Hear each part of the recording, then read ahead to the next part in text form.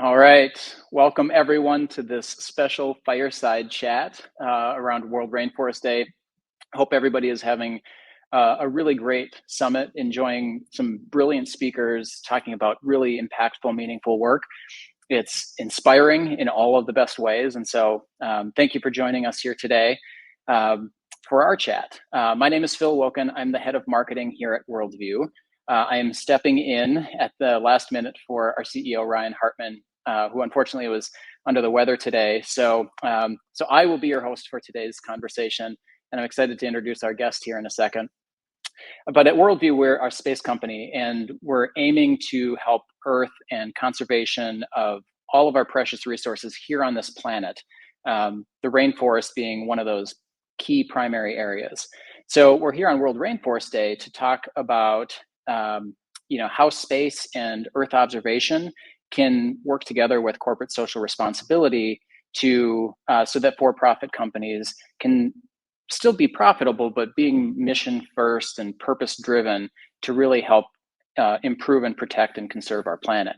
So we'll talk a little bit about that here today. And if you have any questions throughout the conversation, just drop those into the chat, and we'll try to save some time at the end to be able to get to those questions. But we're looking forward to that. So joining us today is actor, filmmaker, an environmentalist, and chief Earth advocate here at Worldview, Adrian Grenier. Adrian, thanks for joining us today. Yeah.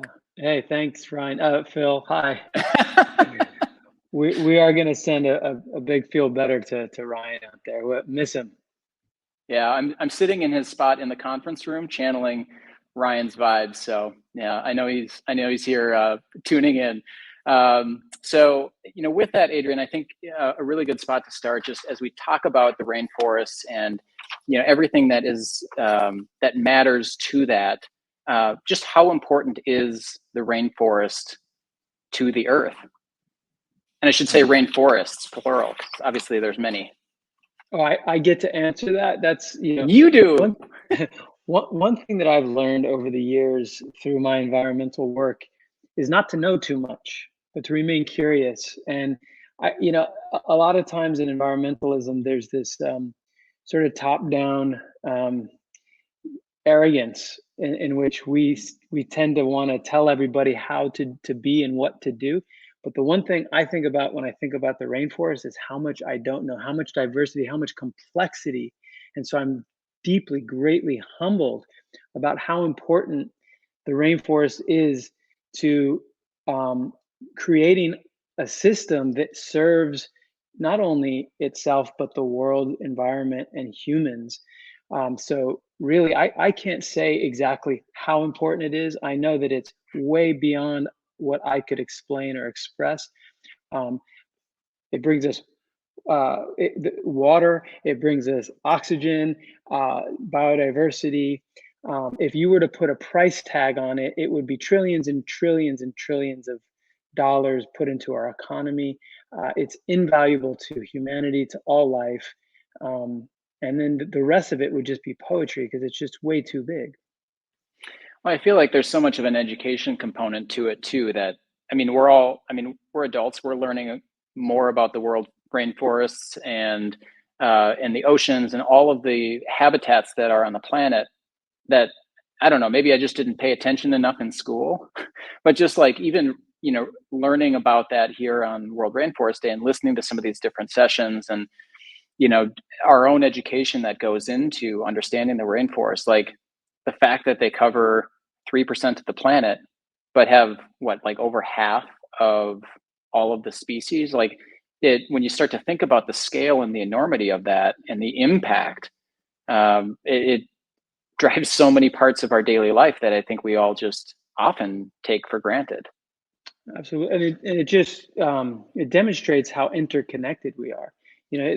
The rainforests aren't over there. I mean, if you're there, they're right. You're in them, but they also play a very important role to our way of life up north in America, at least, and around the world, because what happens is there's a lot of condensation that evaporates, and then the winds carry all that condensation and it translates into rain in other areas around the world, for example. But that's just one way that you can see how interconnected it is and how important it is. The rainforest is not just to the rainforest, but for the entire ecosystem of the planet.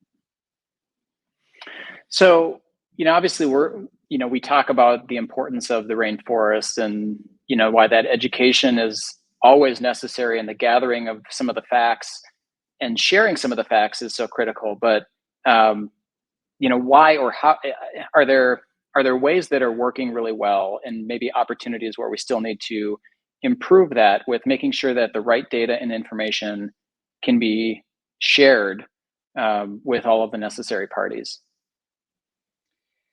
Yeah, well, I've had a tremendous interest in how we can use technology to collect data and understand our world better and create models so that we can understand how things work to the best of our ability so that we can create better designs in the way we do business, supply chains, and also the technology that we use within our own, society.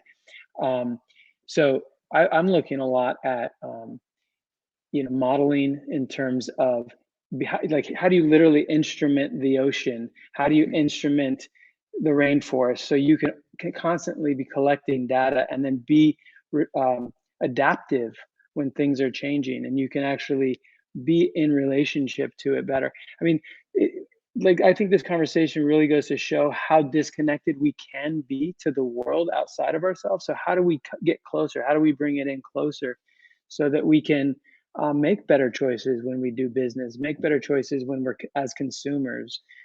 So yeah, it's very important to start to understand on a deeper level and a more nuanced level how all these systems work.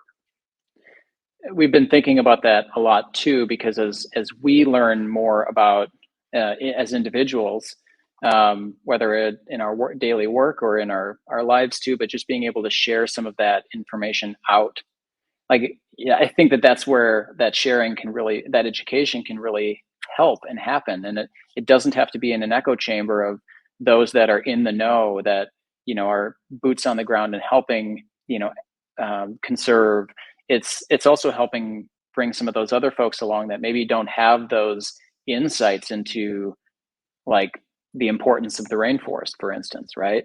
And so it feels like there's that really strong opportunity for that dissemination of data and information uh, across some of those different channels.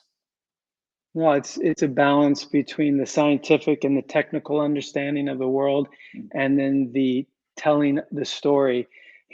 You know, I think mentally, because a lot of times scientists um, tend to be a little bit too practical in the way they communicate what they understand, and you know, God bless them, they want to get it right, and they want to be accurate. But I think we can use a little bit of poetry to the way we express the importance and the value of these ecosystems, of the rainforest, of nature itself. Because really, I mean, how can you really calculate, the beauty of a sunset, or the joy or the peace that you get when you put your feet in the sand on a beach? So I think it really is a balance between deep technical and scientific data collection and understanding, and then also how we share that on a human level so that people can really understand it, so the average person is inspired by it and wants to participate in a meaningful way. So we're trying to do a little bit of that here at Worldview, and so we're very excited to have you as part of our team as our chief Earth advocate. So I'm sure that you've had a lot of companies that will reach out, or organizations that are looking for, your expertise in sustainability. Um, why Worldview?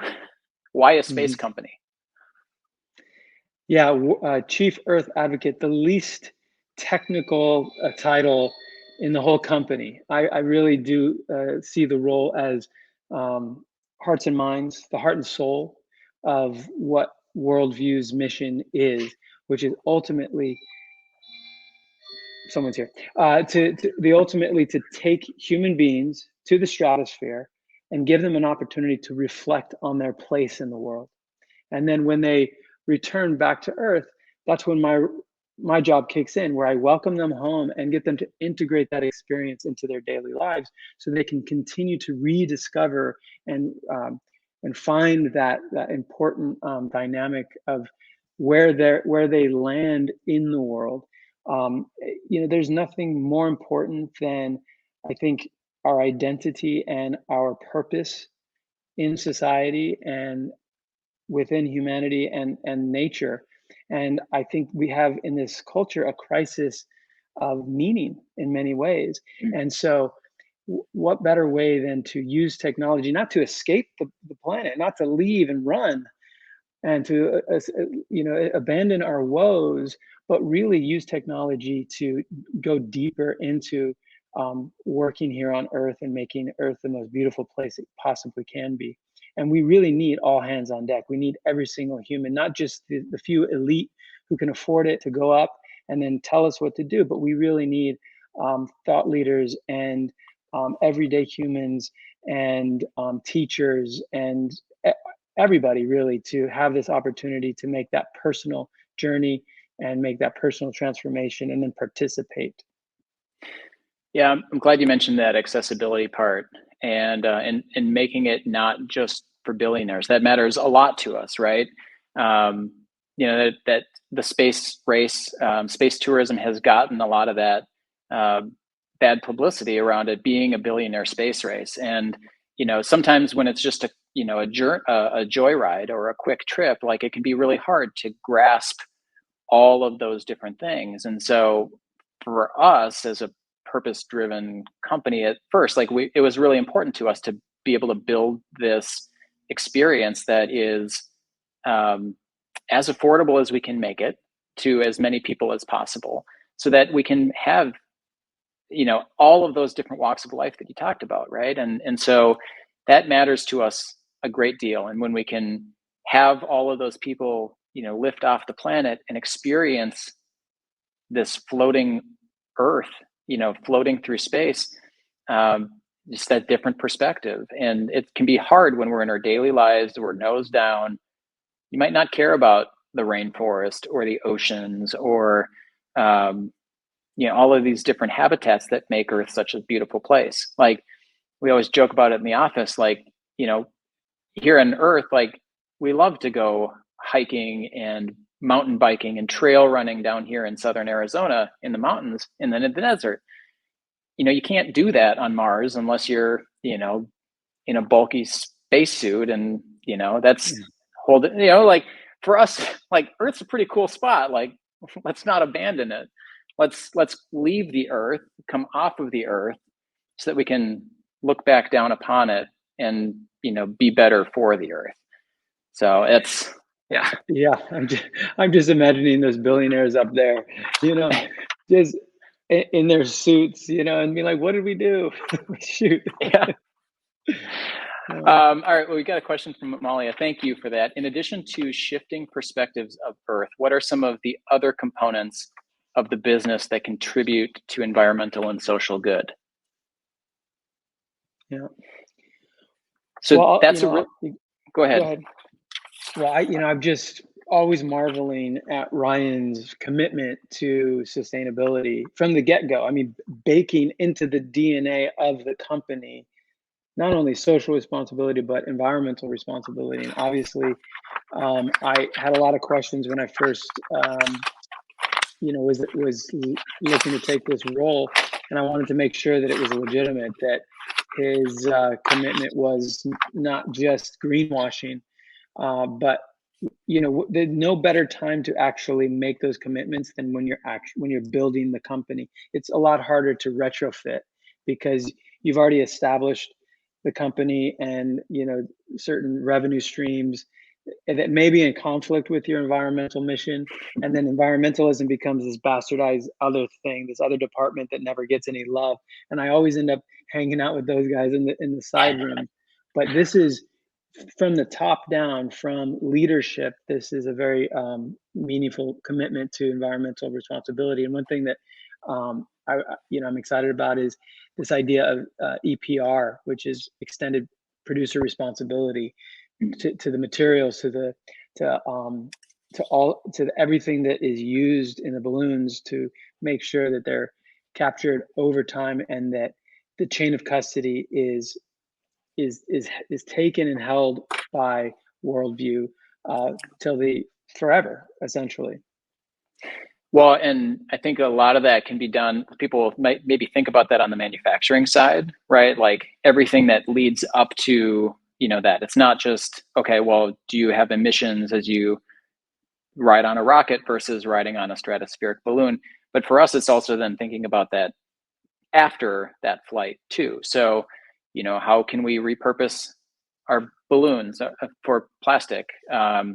We've been talking with folks about being able to lay those out in communities in the Amazon where they're drying cacao beans. Like, lay that out, and they can use the balloons in that way, or being able to turn those into greenhouses that can help build and grow food, and doing more than just that trip. And that's a tall order for a company, but it matters greatly to us, as you said, Adrian. Like, that's top down. Like, it's ingrained in us all the way through that we have to think about these things, and it's not just the impact of the trip itself, but how can we continue and further that impact even after that. And to the point of the conversation, the topic, like, yeah, maybe that doesn't necessarily play into the profitability piece directly, but it does have, like, it's the right thing to do. But there are also those benefits that being a purpose-driven company, consumers respect that too, and that then can also help the business grow. So it's a really good question. Well, and Worldview isn't just in space; it's also on the planet, on Earth, in 7 destinations around the world, within communities. And the fact that Worldview is starting to consider how they work with local communities and what those local communities need, so that they don't come in and throw their weight around in a destructive way, but really work with those communities to help be a positive addition to those communities. And a lot of times companies don't think like that. They just come in where they can, and establish themselves without consideration for the people who are living there. And so planting trees, for example, or creating and looking at the environment in that region and helping to support it wherever that is around the world. And it's not just it's also in the rainforest too. So like how can we be of service to that region as well as others?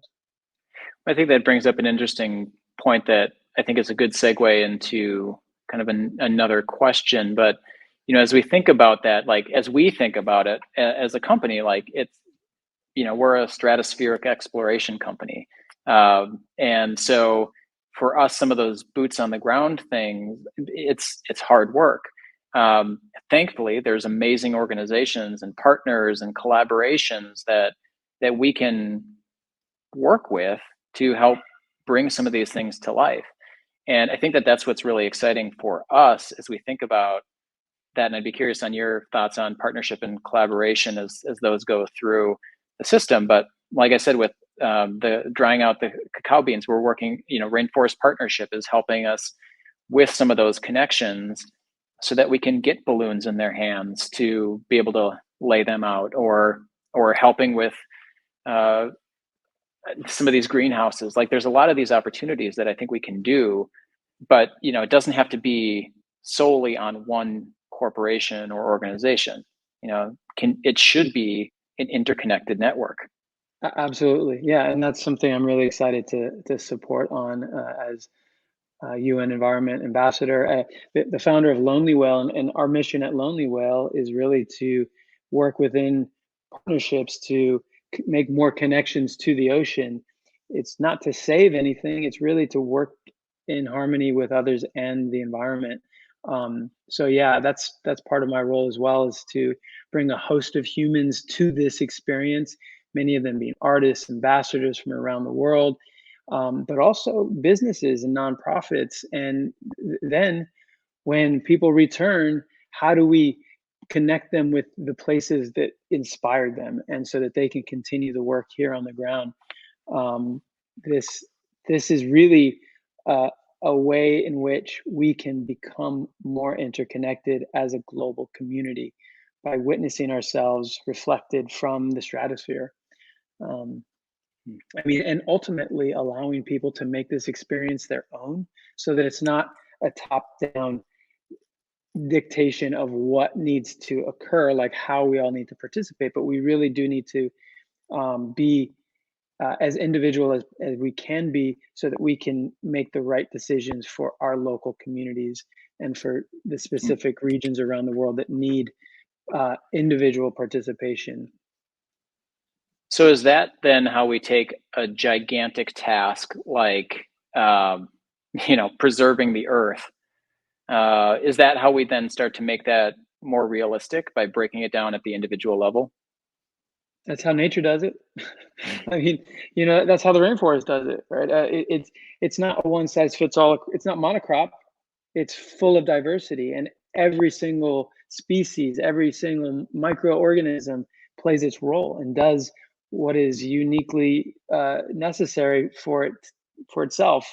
Um, so, yeah, I think diversity of thought, diversity of participation from around the world, worldview. I mean, the way I see it, worldview is simply a tool of reflection, an opportunity for people to deepen their relationship to themselves and the world, find a greater sense of purpose and meaning and place in the world.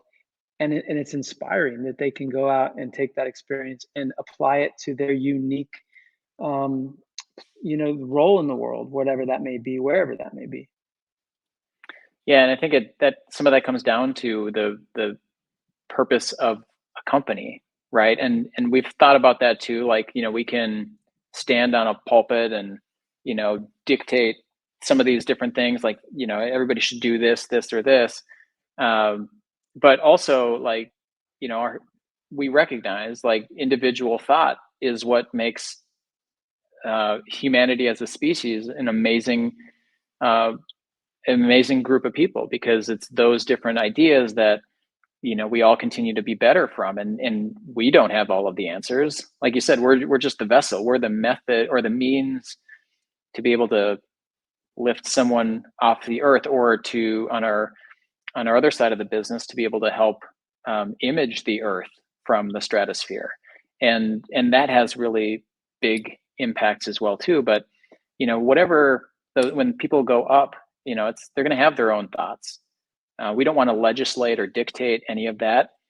We don't know what that feeling will be. Astronauts talk about the overview effect, right? And it's this Hmm. idea when you see the earth beneath you and you can kind of see more of it in totality, you just kind of recognizing how small all of us are, and the things that we've got in our daily lives. There's a bigger picture. And so I think we're really excited about being able to have people have those different experiences. And when they come back from their flight, maybe they feel nothing, maybe they feel all the feels.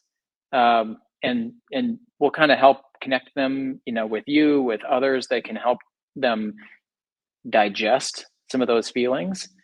But at the end of the day, it's what they do next that matters. How do they change their daily behavior themselves? And does that then have a butterfly effect to ultimately, like, maybe then they're changing how their company is buying um, plastics, some of those components. So I think Yeah. that's something we're excited about.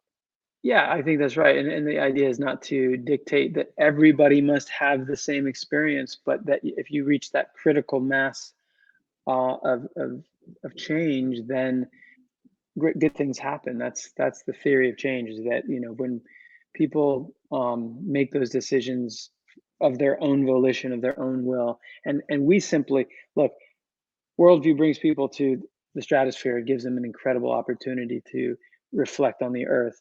And then with me and the rest of the team, we give you an opportunity to continue that journey. The biggest tragedy would be if somebody is dying, they're like craving more, that they want to do something with that experience, and then they don't know where to put that energy. So really, that's our job, is to provide a cornucopia of opportunities for them to continue to reach out and connect and rediscover Earth, and rediscover their place in Earth, on Earth. Rediscover themselves too. Mm-hmm. You know, that's not insignificant. No, I can't crazy. wait. I know, right? I'm kind of the same way. I'm like, oh, I wonder how I will change. Yeah. So that's exciting. Okay, thank you. I was just going to ask if we could get that question back up. Roy's asking, how does the remote sensing part of the work tie into the tourism?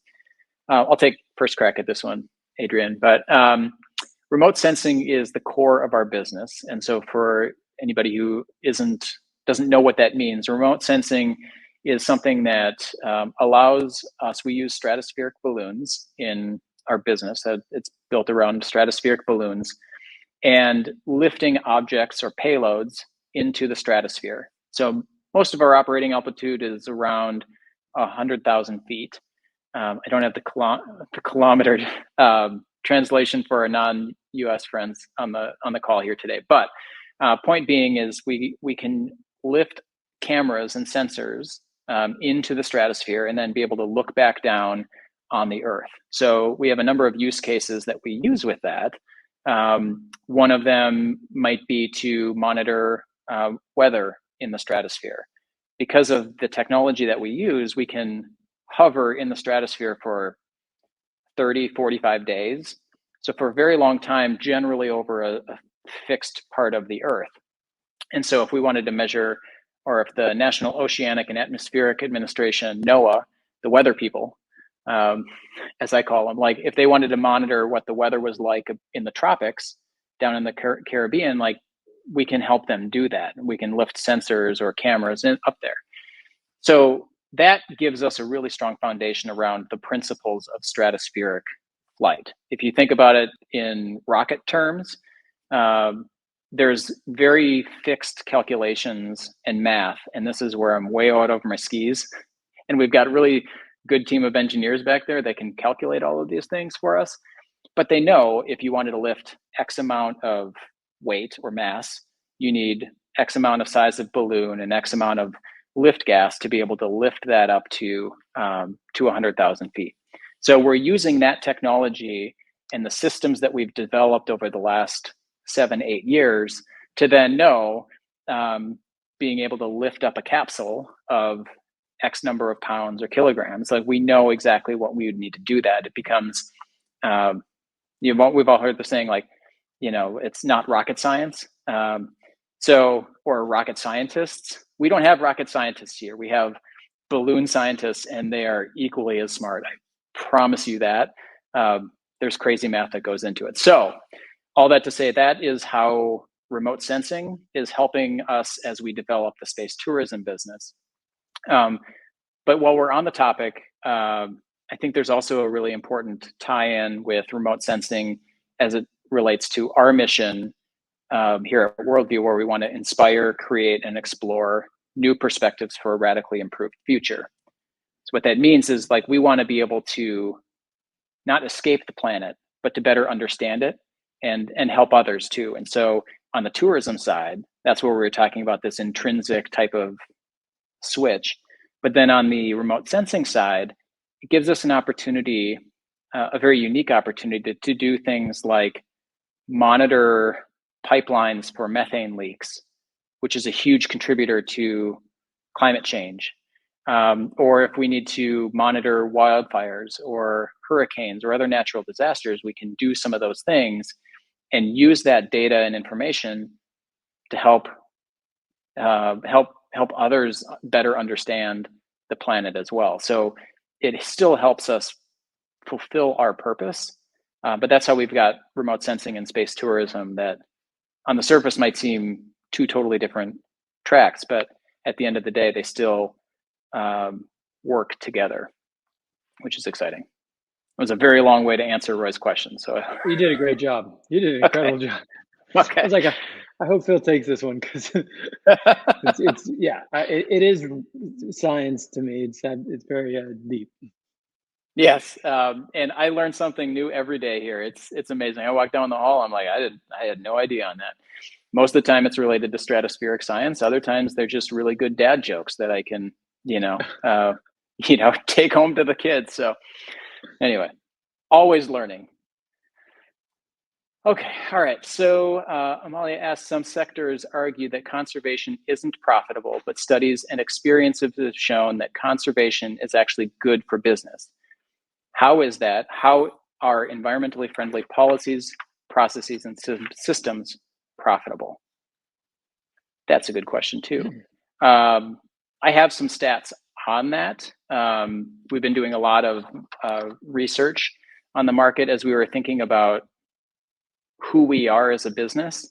About a year ago, we were doing some additional work on that, trying to uncover who we are as a, what our soul is as a company.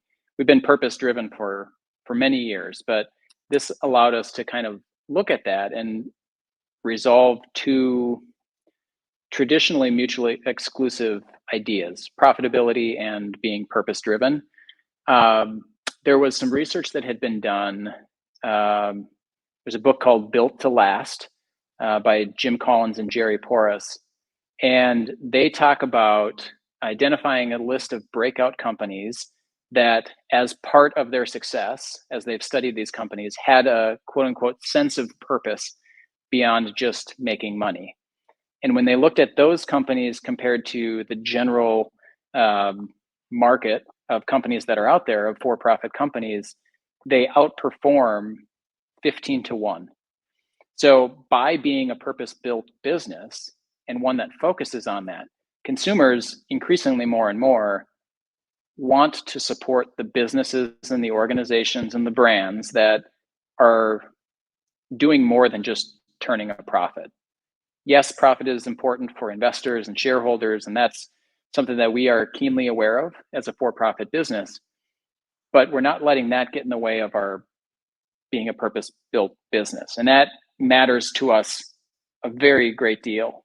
And so when we found that we can focus on that, the statistics would tell us that we'd have a better opportunity to perform, to attract a global audience that wants to participate in this.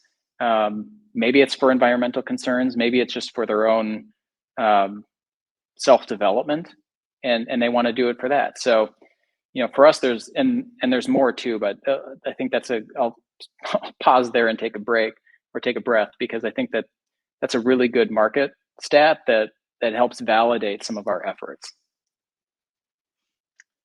Anything to add on that, Adrian? I mean, certainly lots. I think that transparency leads to not only good business, but also environmentally sound business. And for some reason, we've grown to believe that there's this false choice between in the environment and business, and I just don't think that's true. I think that in a fully transparent, open business market, inevitably things are going to become more environmentally friendly because the demand will go that way. And also, these companies are incentivized not only by consumer demand, but by the people who actually build the businesses and the people who work in the businesses. So if you're not going to want to work for a business that is destroying the earth, if you're fully aware of that, and also you're not going to want to support it. So I think the trend is certainly, I'm optimistic about where we're headed, but also I'm very aware of the trade-offs that are necessary in certain businesses. So we need to continue to improve, but also support those incremental changes that are meaningful, and not have this, I think, overly, romantic idea of what it means to be environmentally friendly. There's no panacea. We have to make trade-offs, and we have to do that together. And that's why transparency and every hand on deck, everybody working together is important. Yeah, it's just the right way to do it. The other thing I'll note too is, for a resource for any of the other companies or organizations on the call that are struggling with this idea, Deloitte does an annual survey of millennials, and they've started to add in some of the younger generations like Gen Z in there now too.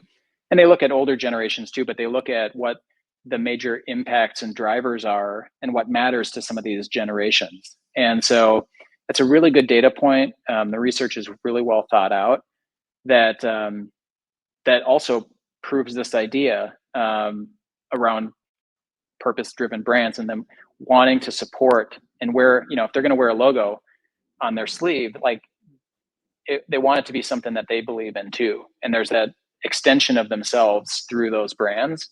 And so thankfully there's a good movement of these organizations to, lead more into it. There's more and more case studies that help make the case for these companies that want to do that, but maybe are, cautious around their responsibilities for profitability too.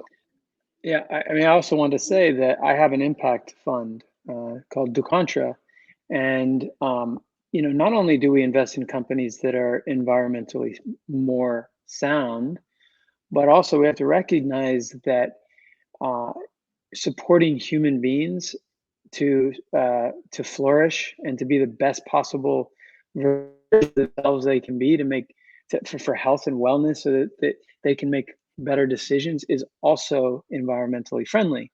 So a lot of times we look at environment as this other thing that we have to support, but we have to recognize that we are emergent from nature. We come from nature. We are expressions of nature. So uh, don't underestimate how important you are to the environment, the decisions you make, how you see the world, what paradigm are you operating from.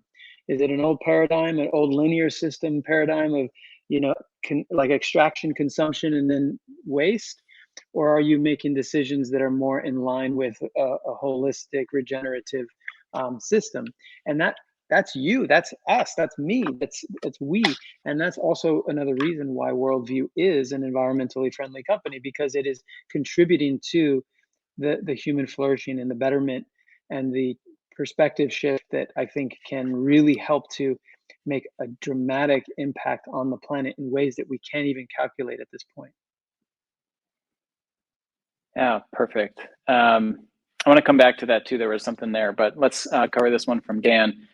Are there plans to provide Worldview passengers opportunities to participate in environmental initiatives local to the spaceports as part of the experience? Yes, 2 thumbs up from Adrian. You want to cover that one first? Yes.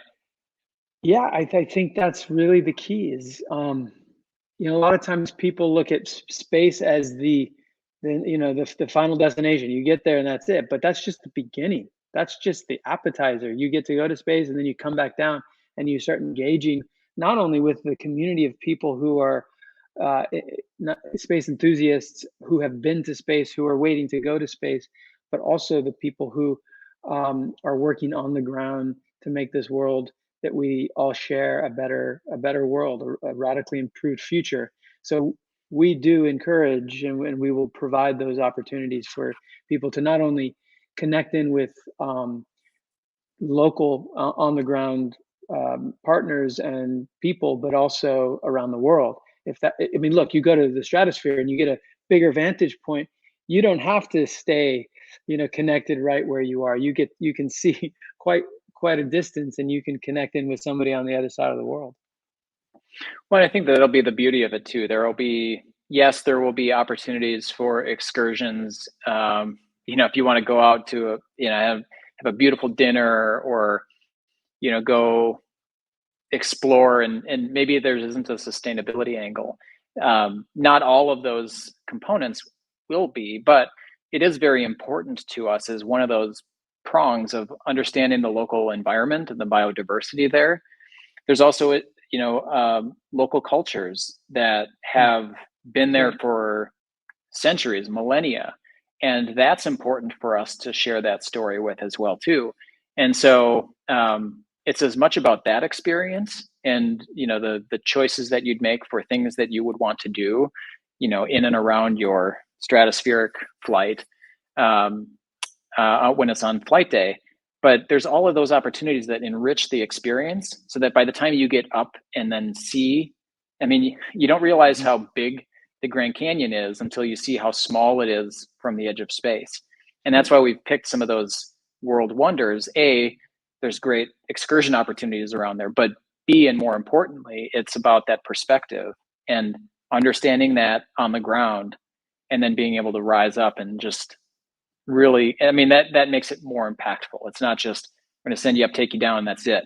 Like, we want it to be that much more immersive experience to help kind of prime the intrinsic pump, so to speak. Yeah, absolutely. You had mentioned something earlier, Adrian, around greenwashing, and I wanted to talk about that too, because I feel like that's something that we try to be aware of. I know other companies are as well too, of like, you know, how do they make an impact, but also, you know, fulfill their roles as a business, as well as a for-profit business too.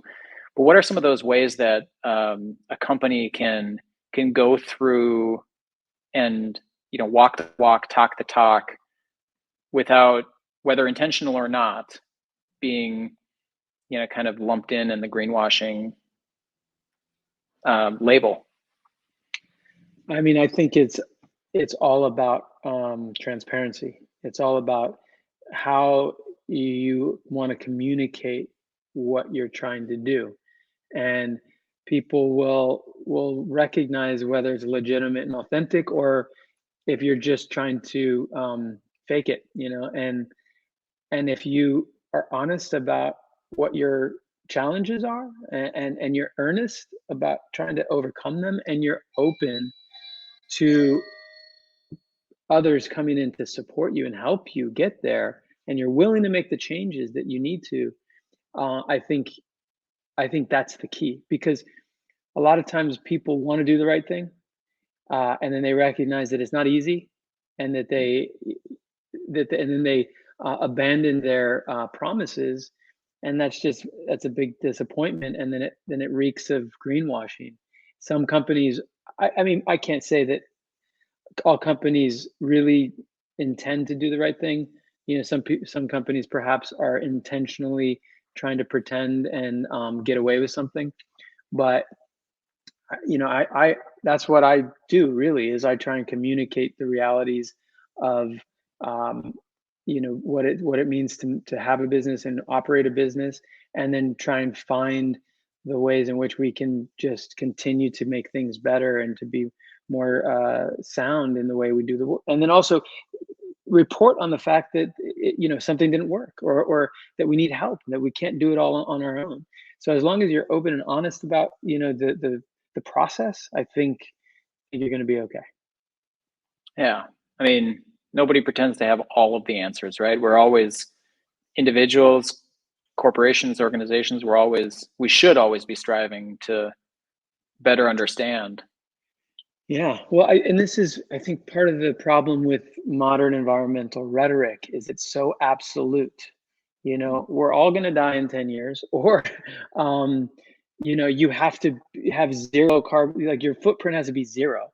Well, I'll break it to you. Every single one of us that's alive, our carbon footprint is at least greater than zero.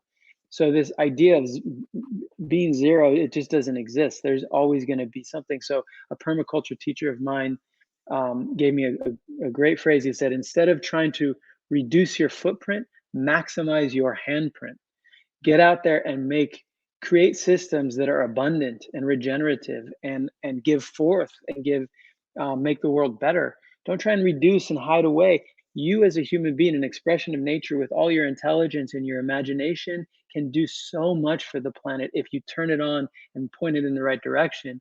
A lot of times environmentalists and people around the world, they want to shrink away. It's such a cynical, sad perspective, where they don't believe that they should be here even. And I don't think that's the right answer. You are important. Your perspective is important, and what you participate and how you participate is of utmost importance. So on that note, then, you know, you see a lot of companies that will, you know, they'll buy carbon offsets, and, you know, they'll try to reduce their impact in that way. But we know that's not good enough, right? Like it can't just stop there. No. Full stop. No. I mean, I think we need to reinvent the world. It was sustainability for so long. Now it's regenerative, right? And hadn't even thought of that. Like what regenerative, it wasn't even an idea in my head until a couple years ago. But it's yes, that's what we want. We want regenerative systems, not sustainable systems that just stay the same. We want to create more abundance, more beauty. Um, and so just think about the things that we haven't even conceived of yet that will make the world far better if we only participate and have the faith and the belief in ourselves that we can actually do that. I really do believe that the space access to space could be one of those catalysts that create a global wide uh, perspective shift that will that can create ideas that we haven't even thought of yet that will actually support life on the planet and get us out of some of these challenges that we have right now. It's an exciting idea and prospect, and we're here for it. There's going to be a lot of organizations, companies that start up. We're not the first, we're not going to be the last, and we're very excited about that. In all honesty, like the more offerings that there are, to allow people that off-planet perspective shift, that's a beautiful thing. I mean, that all serves the end goal of helping humanity better understand and respect and conserve this life to help make the planet a better place for like all of the generations to come. And that's what's so beautiful about space is, and I imagine, I haven't been, right, but I imagine that it's such a humbling experience to make you feel so small in a good way, where you get over your ideas and your ego so that you can imagine again new possibilities. And sometimes when we're so sure of ourselves and we are like on top of, we know what's going to happen next, it kills creativity. It kills what's possible. You think about when we thought that we were the center of the universe, and then we realized that we were just one planet around the sun, and from one moment to the next the entire planet of human thinking changed. And what did that do to our modernity? How did it change society in so many good ways and maybe some bad ways as well? But I think there is a major collective perspective shift that is imminent, and who knows what's on the other side of that. Oh man, that it becomes an exciting. Our best years are coming up, which is going to be very exciting. I think so. Yeah. Yeah. Hey, I want to make sure that we've got enough time for questions. I know we were answering some of those as they came in. I know there's a very exciting keynote on this particular stage right after us. So people be ready to tune in for to see that ground team in Peru, which would be amazing. So I want to make sure that I can get back in time to watch that one too. So if there are any additional questions, let's get those up. But I think, as we think this through, and we've seen this too from an approachability perspective or an attainability perspective. There's this idea of like the expense of it, right? And we've seen a lot of, it's only, you got $500,000 for a flight, and it's quick. And so, we see this if we think about the airline industry when it was in its nascency, right? Like there was, if you wanted to go on a transatlantic flight, I think whatever the current dollars are today, I think the equivalent was like $120,000 in today's dollars to what it would have cost you to fly across the Atlantic when commercial airline was starting. So I think that, as we think about that, and there's going to be this momentum as technology improves. I mean, we see it in all parts of our business where we can continue to get to this point where we can keep making it as accessible and as affordable as possible. Yes, maybe at at the sacrifice of some profits in the short term. But in the long term, when we think about quantity and the amount of people that can have this, that starts to change the narrative a little bit as we think about as this industry matures, which it will very, very quickly, I'm sure. All right.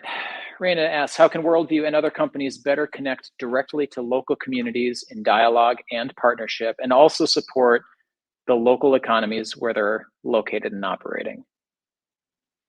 Adrian, you want this one, or I can take the first crack too? Yeah, we did go over much of that, but just to like bring it all home, since we're coming to the end, and I didn't see the name of the person who asked that question, but Raina, hi, Raina. Give us some ideas. How can we best do that? And we have, of course, some plans, but our earnest intention is to make sure that we don't come into any community without first reaching out and understanding what that community needs and bring them on, because we recognize that those local humans are as important to our mission than the technology that's bringing us to the stratosphere. It really is. We really do want to hear from you. So please let us know. I love actually is Instagram? What's the best way to reach us? Instagram, Twitter, even Facebook. The Worldview handle is at Worldview Space across all channels, so you can find us there. And I love that, Adrian. We have ideas, and for us, like World Rainforest Day matters greatly because one of our spaceport locations is slated for Spaceport Amazonia. And so for us, like as we think about each of these local communities, there's the biodiversity piece, there's the human piece with the local cultures, and we want to be very careful that we're not coming in and destroying centuries and millennia of history and trying to wash over that. But we want to be able to incorporate all of those pieces. So that's what's so great about Worldview too, is the footprint is so discreet, and it's not big rocket ships, so it is quite elegant, I'd say. The experience of the balloon technology is quite elegant and very palatable, but also I was just going to say that I forgot what I was going to say actually. But yeah, I just really do want to stress that we are in a learning, at least I'm in a learning moment. Oh, I remember now. Speaking of the accessibility and the affordability, so you'd give me the stat about early flights being the equivalent of 100,000, 150, what'd you say? 120, yeah. 120. So already in the early days of space tourism, Worldview is much cheaper than that, but getting less expensive by the moment too. But on top of that, I've been given an opportunity to give away a number of tickets. So just FYI, free to you if you go through me. But the thing is, I need to decide who I'm giving these tickets to. I'm not just going to give them to my friends. The entourage are not going to get them. Sorry, guys. But I want to choose people who may not be able to afford it, but should most definitely have this opportunity because they are important in their community, or they're for some reason they would best benefit from this experience. So not only can you reach out and make suggestions on how we can better support the local communities, and also organizations that we can connect with so that we can create that network effect, but also what human beings should I give my tickets to? Please let us know on all the channels. I love that. Should they reach out to you directly, Adrian, on yours, or do you want them? Should we have them head to the Worldview ones first? I think they should go to Worldview because I want to make sure that we track. We see it. Yep, perfect. That's great. And then last question, I think and we'll wrap it there. Dan's asking, versus footprint is an interesting concept. Any ideas on things I can do as an individual today to start to enlarge the handprint? Well, considering it was my permaculture teacher who gave me that zinger, um, I would recommend you taking one of his courses to get your permaculture certification. Permaculture really is systems design thinking. So it's how do we look at the world? How do we look at a garden? How do we look at our lifestyle, our business in a systemic way? Like we're creating systems and its inputs and outputs and all of these things. And how do we bring it together so that it is the most beautiful, the most bountiful, the most regenerative system we can possibly build and create? So permaculture isn't just for farmers, it's also for everyday anything really. And I'll just give Shad Quadzi a shout out. That was my permaculture teacher at Atalan Organics. He's in South America, so maybe take a beautiful trip down to South America and take a permaculture course and help your handprint. Oh, that's great. I love that. All right, backstage team, any last questions that came through? Otherwise, we can wrap there. I know that one of the things that you were talking about lonely whale, Adrian, and it made me think about partnership opportunity there. I'm like, that's going to mean that we're going to need to find the city of Atlantis, and we're going to have to build a spaceport there, and then we'll have the oceans. But then I'm like, well, we've got Great Barrier Reef as one of those locations too that will allow us to focus on the oceans. But the oceans connect all land masses, so you're already there, man. Perfect. All right, well, let's wrap it there, everybody. So we appreciate you all for joining us today. Adrian, I'm really thankful for your time today too, and I'm really looking forward to the remaining conversations that are on the docket for Rainforest Day here too. So both for today and then continuing that work. And I think that would be my ask for all of us, is that as we maximize our handprint, taking the things that we're learning from the sessions today and then starting to just implement what we can in our daily lives. And as we do that, we'll build new habits and we'll share those habits, and that can be that butterfly effect. So Dan, you're already doing the first things to maximize that handprint. So that's right. Yeah. Well, thank you, everybody. Appreciate it, Phil. You did a great job. All right. Thank you. All right. Have a good day, everybody. Peace. Bye.